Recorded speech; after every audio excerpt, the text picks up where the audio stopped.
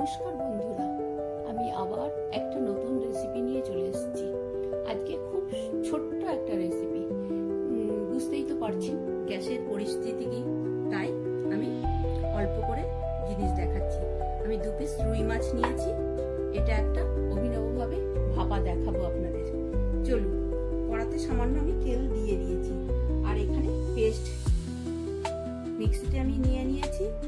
একটা টমেটো, কাঁচা লঙ্কা 4টে, একটুখানি জিরে আর 1 কোয়া রসুন।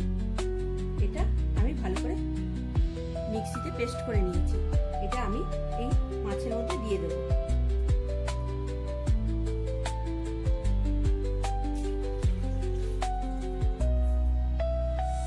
মাছটা যখন নুন হলুদ মাখিয়েছি, নুনটা আমি অনেকটাই দিয়ে দিয়েছি।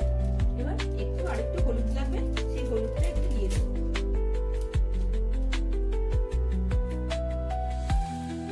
কাশ্মীরি লঙ্কার গুঁড়ো দেবো, একটু কালারটা সুন্দর হওয়ার জন্য। আর দেবো সর্ষের তেল।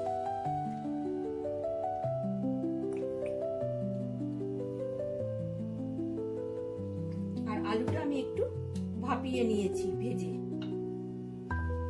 তাহলে ভাপার সঙ্গে এত মোটা মোটা আলু যায় মানে সেদ্ধ হবে না, সেই জন্য আমি আগে একটু ভেজে ভাপিয়ে নিয়েছি।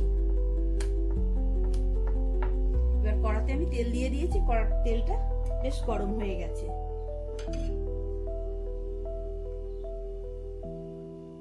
এতে আমি কোনো ফোড়ন দেব না।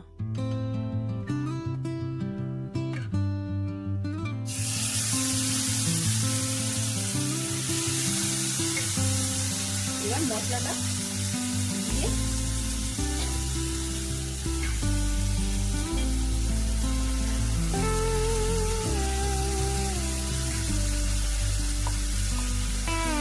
আলুগুলো পাল্টিয়ে দিয়ে দেবো।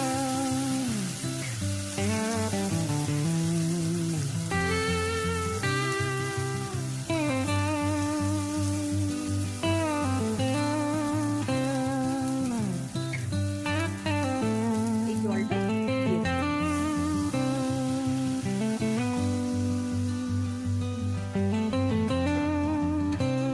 এবার লো আছে আমি 10 মিনিট কুক হতে দেবো।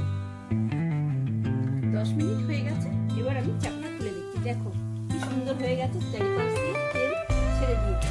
আর আমি একটু সামান্য তেল দেবো আর ধনে পাতা কুচি দিয়ে নামিয়ে নেবো।